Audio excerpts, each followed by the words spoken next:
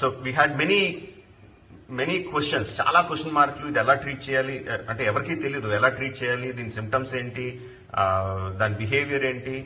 అంటే ఇప్పుడు కూడా ఇంకా క్వశ్చన్స్ ఉన్నాయి, but last time we had even more questions.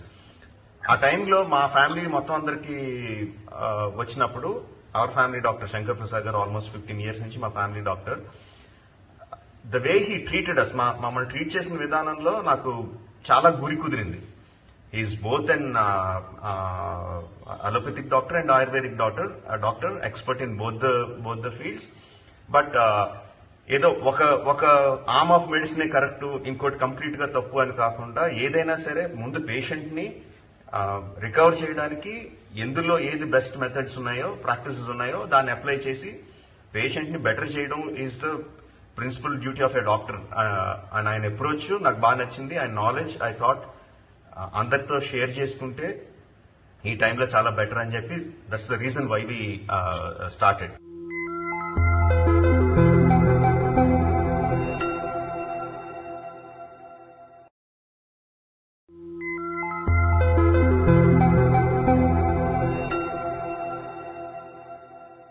అసలు ఈ పాండమిక్స్ మనకి ఎప్పుడు వినలేదు. లాస్ట్ ఇయర్ బిఫోర్ వరకు పాండమిక్ అన్న పదం కూడా తెలియదు.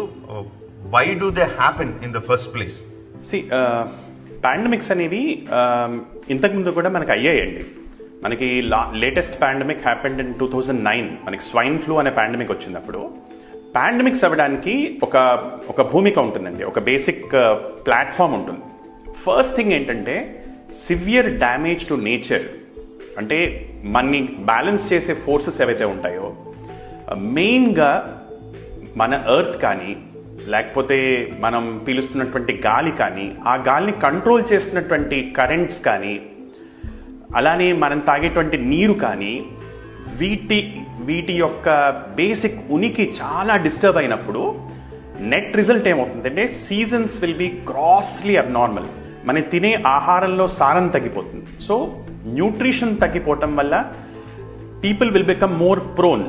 రెండవది డైరెక్ట్గా ఎన్విరాన్మెంటల్ ఇన్ఫ్లుయెన్సెస్ వల్ల 2 things విల్ హ్యాపెన్. అంటే మన ఇమ్యూనిటీ తగ్గటం, మనకి డిజీజ్ ప్రోన్నెస్ పెరగటం, అలానే వైరస్ కండ్యూసివ్గా ఉండేటువంటి ఎన్విరాన్మెంట్ జనరేట్ అవుతుంది. జనరల్గా రెస్పిరేటరీ వైరసెస్ అన్నిటికీ ముఖ్యమైనది ఏంటంటే ఒకటి చలి, కోల్డ్నెస్ లేదా డ్రైనెస్, రెండవది dampness.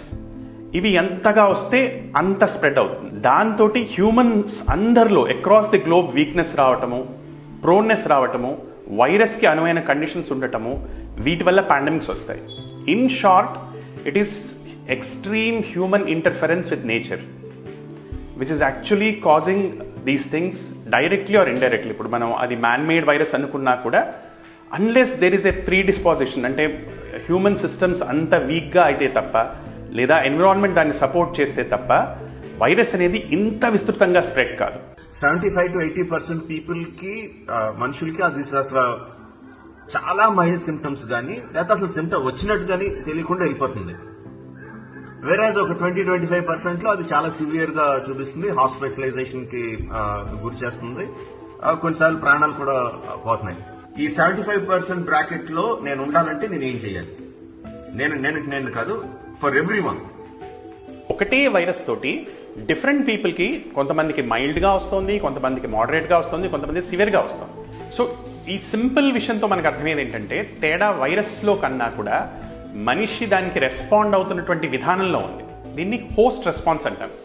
Nobody dies of an infection, people die of dysregulated host response. అంటే మన రెస్పాన్స్ కనుక సరిగ్గా లేకపోతే, తక్కువగా ఉన్నా అతిగా ఉన్నా, దాని వలన జబ్బు కుదురుతుంది తప్పించి వైరస్ వలన జరిగే డ్యామేజ్ చాలా కొద్ది వ్యాధుల్లో జరుగుతుంది. అంటే ఒక ఆర్గానిజం వల్ల వచ్చేటువంటి డ్యామేజ్ కొద్ది వ్యాధుల్లో జరుగుతుంది. సో కీ ఏంటంటే మన బాడీ కరెక్ట్గా ఎలా రెస్పాండ్ అవ్వాలి, what makes the body to respond in a positive way. Age పెరుగుతున్న కొద్దీ బీపీ, షుగర్, గుండె జబ్బులు, ఆస్మా, సిఓపిడి, ఇటువంటి జబ్బులు ఉంటుంటే కనుక వాళ్ళకి సివియరిటీ వస్తుంది అనుకుంటున్నాం. కానీ ఈ వేవ్లో అలా జరగలేదు. చాలా మందికి లేని వాళ్ళకు కూడా వచ్చాయి. కానీ వీళ్ళందరిలో కూడా కన్సిస్టెంట్గా మనకు ప్యాటర్న్ కనిపిస్తుంది.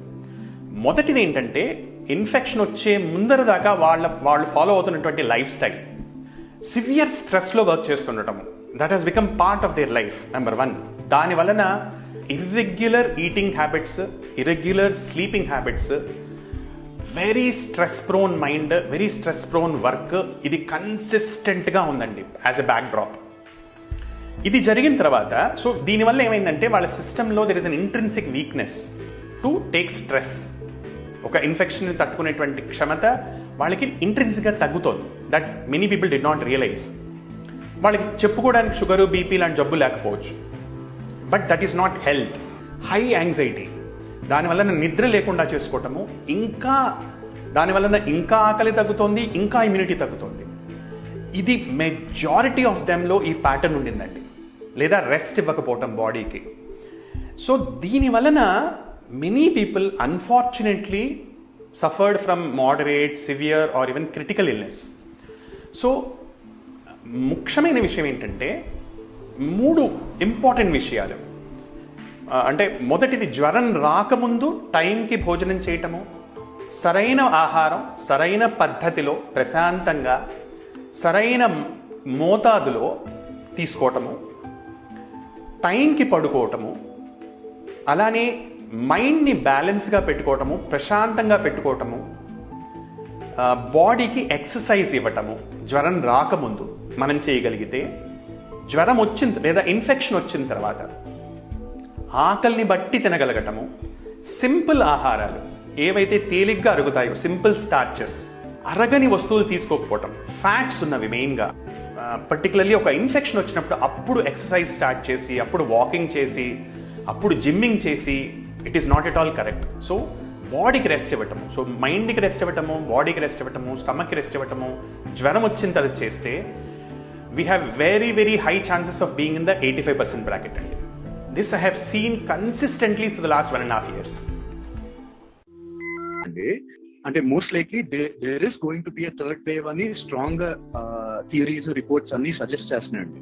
This time in the third wave children అంటే ఏజ్ గ్రూప్ ఫ్రమ్ 5 నుంచి 15 దాకా, అలా ఆ younger age group will be most affected in the third wave అని అందరూ చెప్తున్నారండి. సో అది ఎగ్జాక్ట్ గా ఏంటండి, అంటే దాన్ని మనం ఎంతవరకు తీసుకోవచ్చు, ఎంతవరకు తీసుకోవాలి సీరియస్ గా, అంటే అండ్ ఒకవేళ ఉంది అనుకుంటే కనుక మనం ఎలాంటి ప్రికాషన్ తీసుకోవచ్చు సార్? ఇది ఖచ్చితంగా జరుగుతుంది అని చెప్పగలిగినటువంటి టెక్నాలజీ కానీ మెకానిజమ్స్ కానీ లేవు. థర్డ్ వేవ్ సంగతి ఎలా ఉన్నా కోవిడ్ మనతో సహజీవనం చేసేటువంటి అవకాశాలు చాలా ఎక్కువగా ఉన్నాయండి. ఎలా అయితే డెంగ్యూ మనకి మొదలు చాలా ఉధృతంగా వచ్చే తర్వాత ప్రతి ఏడాది కొంచెం కొంచెం వస్తూ ఉంటుందో, అలా అయ్యే chances are very very high. దానికి అనువైన కండిషన్స్ వచ్చినప్పుడు, అంటే రెయినీ సీజన్స్ కానివ్వండి, ఈ స్ప్రింగ్ కానివ్వండి, లేకపోతే వింటర్ కానివ్వండి, ఈ టైమ్స్లో రెస్పిరేటరీ ఇన్ఫెక్షన్స్ చిన్న చిన్న వేవ్స్ అంటే పీక్స్ వచ్చేటువంటి అవకాశాలు చాలా ఎక్కువగా ఉన్నాయి.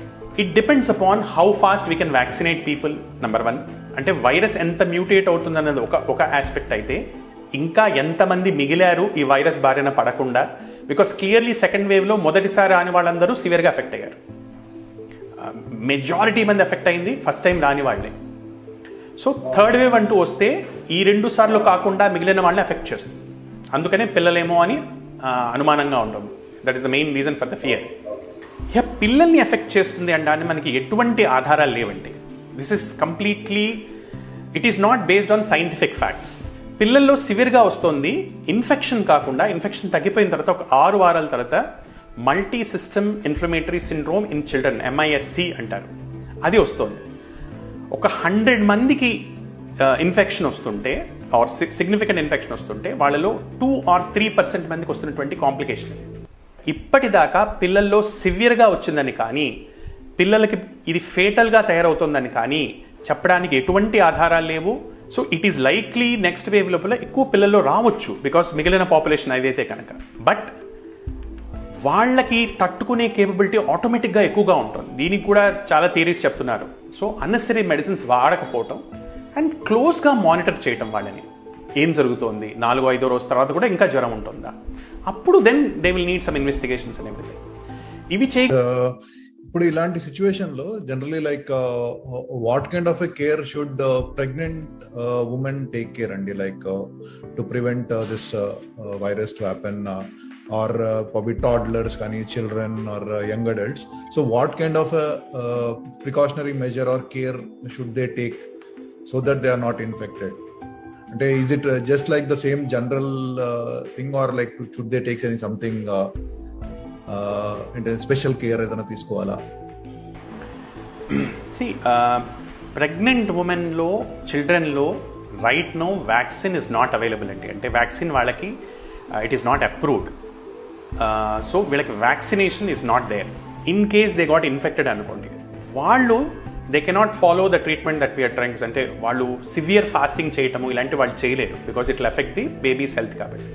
సో మోర్ జుడిషియస్ ఈటింగ్, వాళ్ళ అపెటైట్ ఫాలో అయ్యి కొంచెం they can be more liberal. Two ఎక్స్ట్రీమ్స్కి వెళ్ళకూడదు, ఓవర్ ఫీడింగ్కి వెళ్ళకూడదు అండ్ అండర్ ఫీడింగ్కి వెళ్ళకూడదు. సో చిల్డ్రన్కి ఇన్ఫెక్షన్ వస్తుంటే ఎక్కడి నుంచి వస్తుంది? అడల్ట్స్ నుంచే వస్తుంది. సో చిల్డ్రన్కి వ్యాక్సిన్ లేదు. సో ఈ 12 సంవత్సరాల లోపు ఉన్నటువంటి పిల్లలకి ద ఓన్లీ ప్రొటెక్షన్ ఈజ్ వాళ్ళ అడల్ట్స్ ప్రొటెక్ట్ చేసుకోవడమే. ఇంట్లో ఉన్నటువంటి అడల్ట్స్ని ప్రొటెక్ట్ చేసుకోవడం, వాళ్ళని వ్యాక్సినేట్ చేయటము, వాళ్ళు జాగ్రత్తగా ఉండటము, వాళ్ళు ఇన్ఫెక్షన్ బయట నుంచి తీసుకురాకపోవటము ఇస్ ద ఓన్లీ ప్రొటెక్షన్. రెండవది, ఇప్పటిదాకా వాళ్ళకి పిల్లలకి ఇన్ఫెక్షన్ వచ్చినా ఈ సింపుల్ 5 విషయాలు పాటిస్తే, అంటే యాంగ్జైటీ లెవెల్స్ తగ్గించుకోవటము, పేరెంట్స్ ముఖ్యంగా ఆ యాంగ్జైటీని పిల్లలకి ఇండ్యూస్ చేయకపోవటము, మదర్ని అంటే చైల్డ్ని మదర్తో ఉండనివ్వటము, ఫీడింగ్ టు డిమాండ్, ఎంత ఆకలుందో ఎంత అడుగుతున్నారో అంతే పెట్టటము, బలవంతంగా పెట్టకపోవటము, అన్నెసరీ మెడికేషన్స్ వాడకపోవటము, ఒక పీడియాట్రిషియన్తో కాంటాక్ట్లో ఉండి 4-5 రోజులు కూడా తగ్గకపోయినా, లేదా పిల్లల బిహేవియర్లో తేడా వచ్చినా, నార్మల్గా యాక్టివ్గా ఉండే పిల్లలు ఇన్యాక్టివ్గా అయిపోయినా, ఇటువంటి సిమ్టమ్స్ వచ్చినప్పుడు అప్పుడు కేర్ఫుల్గా ఉండి వాళ్ళకి చూపించుకోవటం, ఇవి చేస్తే వాళ్ళకి ప్రాబ్లం ఉండట్లేదు. బట్ సర్టన్లీ వీళ్ళల్లో ప్రివెన్షన్ అనేది, పిల్లల్లో ప్రివెన్షన్ అనేది, it is more prevention of mother and other adults in the family. అంటే కొంతమంది నాకు తెలిసిన వాళ్ళు వాళ్ళ ఇళ్లల్లో, వాళ్ళ రూముల్లో అష్టదిగ్బంధనం చేసేసుకుని కూర్చుని మాస్కులు, డబుల్ మాస్కులు వేసుకుని అన్ని చక్కగా శుచికరణ ఆహారం తింటూ ఉన్న వాళ్ళకు కూడా కాలక్రమంలో వాళ్ళకు కూడా కోవిడ్ వైరస్ సోకిందండి. అది ఎట్లా వచ్చి ఉండొచ్చు? ఏ మూల నుంచి అది వాళ్ళకి వచ్చి ఉండాలి? అంత జాగ్రత్త తీసుకున్న వాళ్ళు ఇంకేం జాగ్రత్త తీసుకోవాలి? జాగ్రత్త తీసుకున్నా సరే అది రాక తప్పదా అన్నది నా ప్రశ్న అండి. మేము కూడా ఇది చాలా మంది చూసామండి. అంటే దీనికి 2-3 మెకానిజమ్స్ ఉంటాయండి. ఫస్ట్ థింగ్, ఈ వ్యాధి అనేది 2-3 రకాలుగా స్ప్రెడ్ అవుతుంది. మనిషి మాట్లాడినా, దగ్గినా, తుమ్మినా చిన్న చిన్న తుంపర్లు వస్తాయి. ఈ తుంపర్ల రీచ్ 6 feet దాకా ఉంటాయి. సో ఇన్ఫెక్షన్ ఉన్న వ్యక్తి ఈవెన్ మాట్లాడినా తను వదిలేటువంటి గాలిలోంచి ఉన్న తుంపర్ల ద్వారా ఎదుటి వ్యక్తి యొక్క పీల్చే గాలిలో కదిస్తే కనుక వచ్చే ఇన్ఫెక్షన్. ఇది దీని మెయిన్ మోడ్. రెండవ మోడ్, వాళ్ళు వాడినటువంటి పదార్థాలని, ఫర్ ఎగ్జాంపుల్ ఒక మొబైల్ ఫోన్, ఇన్ఫెక్షన్ ఉన్న వ్యక్తి మొబైల్ ఫోన్ మాట్లాడారు, ఆ మొబైల్ ఫోన్ రెండో వ్యక్తి తీసుకొని మాట్లాడారు. సో ఆ దాని మీద పడినటువంటి తుంపర్లు, దాని ద్వారా ఉన్నటువంటి వైరస్ మనలోకి ఎంటర్ అవడం రెండో మెకానిజం. దీన్ని మనం ఫోమైట్ ట్రాన్స్మిషన్ లేదా కాంటాక్ట్ ట్రాన్స్మిషన్ అంటాం. మూడో విధానం, తక్కువగా కనపడేటువంటి విధానం బట్ ప్రూవ్ అయినటువంటి విధానం, ఎయిర్ బార్న్ ట్రాన్స్మిషన్ అంటాం. అంటే పూర్తిగా బిగించేసినటువంటి గదుల్లో, ఎక్కడైతే గాలి సరఫరా ఫ్రీగా ఉండట్లేదో అక్కడ ఒక వ్యక్తి ఈవెన్ గాలి పీల్చి వదిలినా కూడా కొన్ని గంటల వరకు గాల్లో అలానే నుంచొని ఉండటం కానీ, లేదా 6 మీటర్ల కంటే చాలా ఎక్కువ డిస్టెన్స్ ట్రావెల్ చేయడం కానీ జరుగుతుంది. ఇంకొక rarer form is through animals. ఏదన్నా యానిమల్ ఇన్ఫెక్ట్ అయితే రావచ్చేమో అన్న అనుమానం ఉంది తప్పించి ఇప్పటిదాకా, అంటే మనుషుల నుంచి యానిమల్స్కి వస్తుంది అని ప్రూవెన్, మళ్ళీ యానిమల్స్ ద్వారా మనిషికి వస్తుందా లేదా ఇట్ ఇస్ నాట్ ప్రూవెన్. నేను చూసిన ఇటువంటి కేసుల్లో జనరల్గా there is some lead like that. బయట నుంచి ఎవరో ఒకళ్ళు రావటం, వాళ్ళకి సిమ్టమ్స్ లేకపోయినా ఇన్ఫెక్షన్ అనేది ఉండటం, దాని ద్వారా జరగటం ఈజ్ కామన్లీ బీయింగ్ సీన్. అన్కామన్గా మనం చూసేది ఎయిర్ బార్న్ ట్రాన్స్మిషన్. మనం అర్థం చేసుకోవాల్సింది ఏంటంటే, ఇన్ఫెక్షన్ వేరు, డిజీజ్ వేరండి. గాలి పీల్చడం ద్వారా మనకి వైరస్ లోపలికి వస్తుంది, కానీ మన శరీరం దాని పట్ల సరిగ్గా స్పందించకపోతేనే మనకి జబ్బు వస్తుంది. చాలామంది ఏమనుకుంటారంటే ఇమ్యూనిటీ అంటే మనం ఏం తింటున్నాం అనుకుంటారు. కానీ అందరూ నెగ్లెక్ట్ చేస్తున్న పాయింట్ ఏంటంటే, ఎన్నింటికి పడుకుంటున్నాము, ఎన్నింటికి లేస్తున్నాము, ఎన్నింటికి తింటున్నాము, ప్లస్ స్టేట్ ఆఫ్ మైండ్ ఎలా ఉంది, మనసు ఎంత ప్రశాంతంగా ఉంటుంది.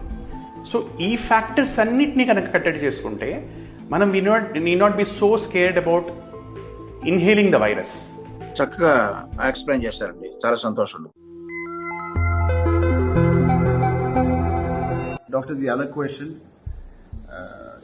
కన్వెన్షనల్ మన ఆయుర్వేదం మెథడ్లో వెళ్తే బెటరా దీన్ని ట్రీట్ చేయడానికి, లేకపోతే అలోపతి వే బెటరా, లేకపోతే డ్యూ సజెస్ట్ దెర్ ఇస్ కాంబినేషన్లో మాకు ఇంకా బెటర్ రిజల్ట్స్ వస్తాయని మీరు అనుకుంటున్నాను? It's a slightly technical question అండి. అప్రోచెస్ వేరు. మోడర్న్ మెడిసిన్ ఒక రకంగా అప్రోచ్ చేస్తోంది, ఆయుర్వేదం ఇంకో రకంగా అప్రోచ్ చేస్తోంది. మనం దీన్ని డెఫినెట్గా కలపొచ్చు, అంటే దాన్ని. బట్ ఎప్పుడు కలపగలుగుతాము? మనకి ఇది దాని అవగాహన ఉంటే తప్పకుండా కలపగలుగుతాం. మోడర్న్ మెడిసిన్ యొక్క మెయిన్ అప్రోచ్ జర్మ్ బేస్డ్గా ఉంటుంది. సో కోవిడ్ని చంపటం ఎలా అన్నది మెయిన్ అప్రోచ్గా ఉంటుంది, లేదా ఇంకో ఇన్ఫెక్షన్ ఉంది అనుకోండి, that is the main approach. వెరాజ్ ఆయుర్వేదం అప్రోచ్ ఎలా ఉంటుందంటే, ఇన్ఫ్యాక్ట్ ఆయుర్వేదంలో ఇన్ని జర్మ్స్, ఇన్ని parasites they are not describe. వాళ్ళు ఒక మాట చెప్పారు, రకరకాల క్రిములు ఉంటాయి, కొన్ని కనపడతాయి, కొన్ని కనపడవు అని క్లియర్గా చెప్పారు, నో డౌట్. కానీ వాళ్ళ ఎంఫసైజ్ ఎలా ఉండింది, వాళ్ళ ఎంఫసిస్ మొదటి నుంచి ఎలా ఉండిందంటే, మనకు ఒక ఇన్ఫెక్షన్ వచ్చినప్పుడు మన బాడీ ఎలా రెస్పాండ్ అవుతుంది, ఏ రకమైనటువంటి రెస్పాన్స్ ఇస్తుంది, దీని మీద ఎంఫసిస్ ఉంది. సో దీన్ని కంట్రోల్ చేయటం ఎలా అనే పాయింట్ మీద దాని ఎంఫసిస్ ఉంటూ వచ్చింది.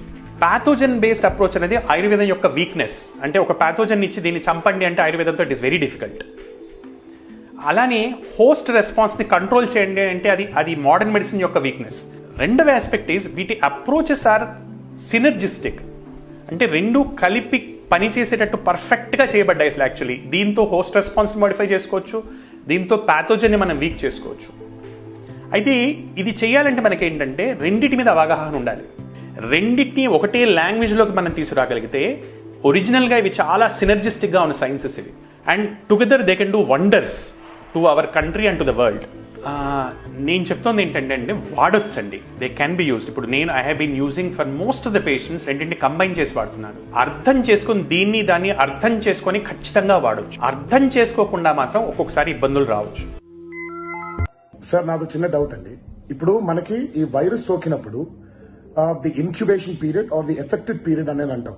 ఎందుకనంటే మనం కరెక్ట్ గా ఈ వైరస్ మన బాడీలోకి ఎప్పుడైతే ఎంటర్ అయిందో ఆ రోజు నుంచి మనం అంటే హెల్త్ ప్రోటోకాల్స్ పరంగా మనం మెడిసిన్స్ వాడాలన్నమాట. సో ఇందులో నాకుండే కన్ఫ్యూజన్ ఏంటంటే, మనం ఫస్ట్ డేగా దేన్ని కన్సిడర్ చేయాలి, అంటే ఎప్పుడు కన్సిడర్ చేయాలి? మీరు అన్నట్టు ప్రతిదీ కూడా డే బట్టే డిపెండ్ అవుతుంది. ఎందుకంటే ఫస్ట్ 7 days పాటు వైరీమియా ఉంటుంది.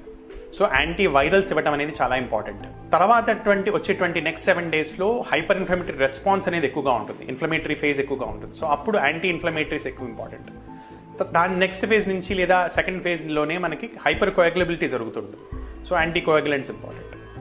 అయితే ఫస్ట్ డే మనం దేన్ని తీసుకుంటాం అంటే, మొట్టమొదటి సిమ్టమ్ ఏదైతే వస్తుందో, ఏ రోజు నాడు మొదటి సిమ్టమ్ వచ్చిందో అదే ఫస్ట్ డే అండి. జ్వరం వచ్చినప్పుడే ఫస్ట్ డే అని కాదు, ఆర్టీపీసీఆర్ చేయించుకున్న రోజు ఫస్ట్ డే కాదు, టెస్ట్ పాజిటివ్ వచ్చింది ఫస్ట్ డే కాదు.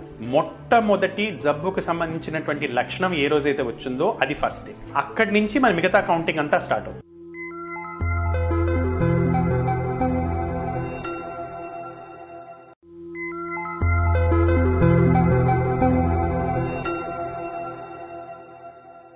సార్, నాకు చిన్న డౌట్ అండి. ఇప్పుడు మనకి ఈ వైరస్ సోకినప్పుడు the incubation period are the affected period అనేది అంటాం. ఎందుకనంటే మనం కరెక్ట్ గా ఈ వైరస్ మన బాడీలోకి ఎప్పుడైతే ఎంటర్ అయిందో ఆ రోజు నుంచి మనం అంటే హెల్త్ ప్రోటోకాల్స్ పరంగా మనం మెడిసిన్స్ వాడాలన్నమాట. సో ఇందులో నాకుండే కన్ఫ్యూజన్ ఏంటంటే, మనం ఫస్ట్ డేగా దేన్ని కన్సిడర్ చేయాలి, అంటే ఎప్పుడు కన్సిడర్ చేయాలి? మీరు అన్నట్టు ప్రతిదీ కూడా డే బట్టే డిపెండ్ అవుతుంది. ఎందుకంటే ఫస్ట్ 7 days పాటు వైరీమియా ఉంటుంది. సో యాంటీ వైరల్స్ ఇవ్వడం అనేది చాలా ఇంపార్టెంట్. తర్వాత వచ్చేటువంటి నెక్స్ట్ 7 daysలో హైపర్ ఇన్ఫ్లమేటరీ రెస్పాన్స్ అనేది ఎక్కువగా ఉంటుంది, ఇన్ఫ్లమేటరీ ఫేజ్ ఎక్కువగా ఉంటుంది. సో అప్పుడు యాంటీ ఇన్ఫ్లమేటరీస్ ఎక్కువ ఇంపార్టెంట్. దాని నెక్స్ట్ ఫేజ్ నుంచి లేదా సెకండ్ ఫేజ్లోనే మనకి హైపర్ కోయాగులబిలిటీ జరుగుతుంది. So anti coagulants important. అయితే ఫస్ట్ డే మనం దేన్ని తీసుకుంటాం అంటే, మొట్టమొదటి సిమ్టమ్ ఏదైతే వస్తుందో, ఏ రోజు నాడు మొదటి సిమ్టమ్ వచ్చిందో అదే ఫస్ట్ డే అండి. జ్వరం వచ్చినప్పుడే ఫస్ట్ డే అని కాదు, ఆర్టీపీసీఆర్ చేయించుకున్న రోజు ఫస్ట్ డే కాదు, టెస్ట్ పాజిటివ్ వచ్చింది ఫస్ట్ డే కాదు. మొట్టమొదటి జబ్బుకు సంబంధించినటువంటి లక్షణం ఏ రోజైతే వచ్చిందో అది ఫస్ట్ డే. అక్కడి నుంచి మన మిగతా కౌంటింగ్ అంతా స్టార్ట్ అవుతుంది.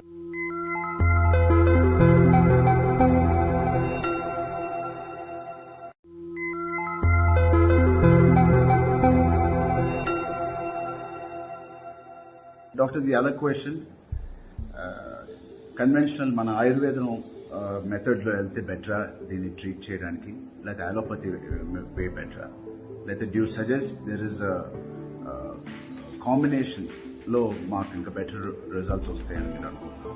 See it's a slightly technical question అండి. అప్రోచెస్ వేరు. మోడర్న్ మెడిసిన్ ఒక రకంగా అప్రోచ్ చేస్తోంది, ఆయుర్వేదం ఇంకో రకంగా అప్రోచ్ చేస్తోంది. మనం దీన్ని డెఫినెట్గా కలపొచ్చు, అంటే దాన్ని దీన్ని. బట్ ఎప్పుడు కలపగలుగుతాము? మనకి ఇది దాని అవగాహన ఉంటే తప్పకుండా కలపగలుగుతాం. మోడర్న్ మెడిసిన్ యొక్క మెయిన్ అప్రోచ్ జర్మ్ బేస్డ్గా ఉంటుంది. సో కోవిడ్ని చంపటం ఎలా అన్నది మెయిన్ అప్రోచ్గా ఉంటుంది. లేదా ఇంకో ఇన్ఫెక్షన్ ఉంది అనుకోండి, that is the main approach. వెరాజ్ ఆయుర్వేదం అప్రోచ్ ఎలా ఉంటుందంటే, ఇన్ఫ్యాక్ట్ ఆయుర్వేదంలో ఇన్ని జర్మ్స్, ఇన్ని parasites they are not describe. వాళ్ళు ఒక మాట చెప్పారు, రకరకాల క్రిములు ఉంటాయి, కొన్ని కనపడతాయి, కొన్ని కనపడవు అని క్లియర్గా చెప్పారు, నో డౌట్. కానీ వాళ్ళ ఎంఫసైజ్ ఎలా ఉండింది, వాళ్ళ ఎంఫసిస్ మొదటి నుంచి ఎలా ఉండిందంటే, మనకు ఒక ఇన్ఫెక్షన్ వచ్చినప్పుడు మన బాడీ ఎలా రెస్పాండ్ అవుతుంది, ఏ రకమైనటువంటి రెస్పాన్స్ ఇస్తుంది, దీని మీద ఎంఫసిస్ ఉంది. సో దీన్ని కంట్రోల్ చేయటం ఎలా అనే పాయింట్ మీద దాని ఎంఫసిస్ ఉంటూ వచ్చింది. పాథోజన్ బేస్డ్ అప్రోచ్ అనేది ఆయుర్వేదం యొక్క వీక్నెస్. అంటే ఒక పాథోజన్ ఇచ్చి దీన్ని చంపండి అంటే ఆయుర్వేదంతో ఇట్ ఈస్ వెరీ డిఫికల్ట్. అలానే హోస్ట్ రెస్పాన్స్ని కంట్రోల్ చేయండి అంటే అది మోడర్న్ మెడిసిన్ యొక్క వీక్నెస్. రెండవ ఆస్పెక్ట్ ఈజ్ వీటి అప్రోచెస్ ఆర్ సినర్జిస్టిక్. అంటే రెండు కలిపి పనిచేసేటట్టు పర్ఫెక్ట్గా చేయబడ్డాయి అసలు యాక్చువల్లీ. దీంతో హోస్ట్ రెస్పాన్స్ని మోడిఫై చేసుకోవచ్చు, దీంతో పాథోజన్ని మనం వీక్ చేసుకోవచ్చు. అయితే ఇది చేయాలంటే మనకేంటంటే రెండిటి మీద అవగాహన ఉండాలి. రెండింటిని ఒకటే లాంగ్వేజ్లోకి మనం తీసుకురాగలిగితే, ఒరిజినల్గా ఇవి చాలా సినర్జిస్టిక్గా ఉన్న సైన్సెస్ ఇవి, and together they can do wonders to our country and to the world. నేను చెప్తోంది ఏంటంటే అండి, వాడొచ్చండి, దే క్యాన్ బి యూస్డ్. ఇప్పుడు నేను I have been using for most of the patients రెండింటిని కంబైన్ చేసి వాడుతున్నాను. అర్థం చేసుకుని దాన్ని అర్థం చేసుకొని ఖచ్చితంగా వాడొచ్చు. అర్థం చేసుకోకుండా మాత్రం ఒక్కొక్కసారి ఇబ్బందులు రావచ్చు.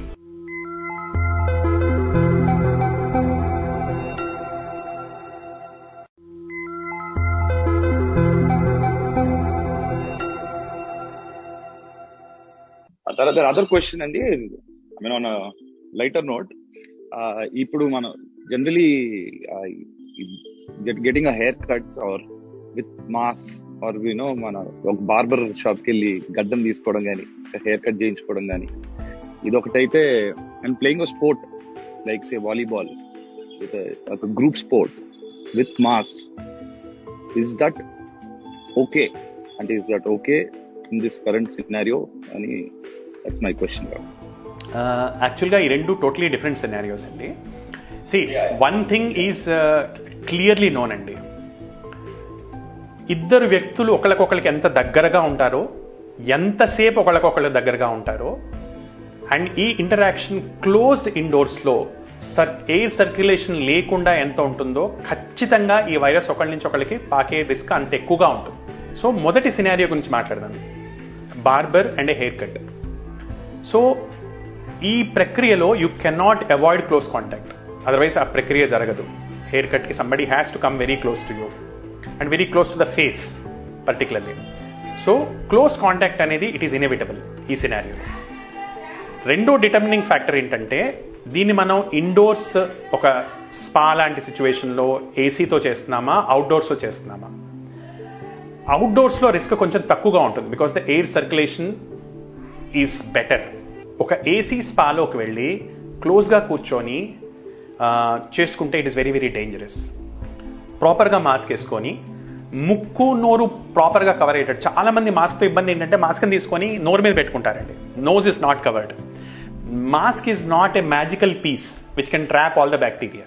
ఇద్దరు వ్యక్తులు క్లోజ్ క్వార్టర్స్లో ఉండి ఇద్దరు మాస్క్లు వేసుకుంటే ఇన్ఫెక్షన్ వచ్చే శాతం ఈజ్ ఓన్లీ 30%. 70% ప్రొటెక్షన్ ఉంటుంది. ఇద్దరిలో ఒకళ్ళే మాస్క్ వేసుకుంటే 35% ప్రొటెక్షన్ ఉంటుంది. ఇద్దరు మాస్క్ వేసుకోకుండా కూర్చుంటే 5% ప్రొటెక్షన్ ఉంటుంది. 95% chances of getting an infection. ఇక రెండో సినారియో ఈజ్ ప్లేయింగ్ వాలీబాల్ అన్నారు. Volleyball as long as people are wide spread and distributed and ఒక బయట ఎన్విరాన్మెంట్లో అంటే 6 బయల్లో ఆడుతుంటే కనుక రిస్క్ ఆటోమేటిక్లీ తక్కువగా ఉంటుందండి, క్లోజ్ కాంటాక్ట్ లేకుండా వేరింగ్ మాస్క్స్.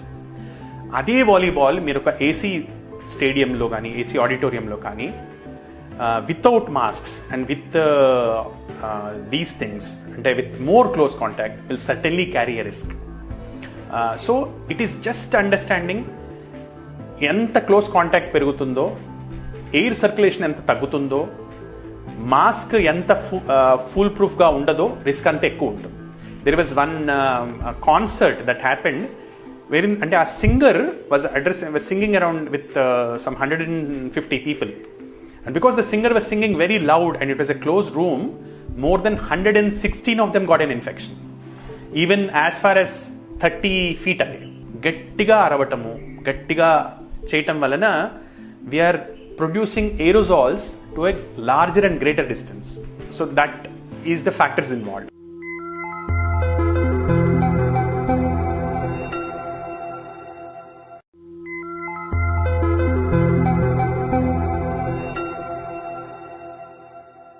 నాది ఒక ప్రశ్న అండి. చెప్పండి. నాకు తెలిసిన కొంతమంది మిత్రులు బాగా స్మోకింగ్ అలవాటు ఉండేవాళ్ళు నాకు ఒక వీడియో ఫార్వర్డ్ చేశారండి. వాళ్ళు చెప్పేది ఏంటంటే smoking is injurious to health అంటారు, కానీ ఈ సమయాల్లో అంటే స్మోకింగ్ చేసేవాడికి కోవిడ్ రావట్లేదు, వచ్చిన వాళ్ళని ఏం చేయట్లేదు, ఎందుకంటే ఆల్రెడీ నికోటిన్ పీలుస్తున్నారు కాబట్టి అది స్ట్రాంగ్ గా వైరస్ ని తరిమి కొట్టేస్తున్న లెవెల్లో ఆ వీడియో ఉందండి. ఈ రోజుల్లో వాట్సాప్ లో వచ్చే వీడియోలో ఏది నమ్మాలో ఏది నమ్మకూడదో తెలియదు కాబట్టి ఎట్లాంటిది ఎన్కౌంటర్ చేసినప్పుడు మీలాంటి వాళ్ళని అడిగి తెలుసుకుందామని ఆ ప్రశ్న కూడా మిమ్మల్ని అడుగుతున్నానండి. అంటే nothing can be farther to truth అండి.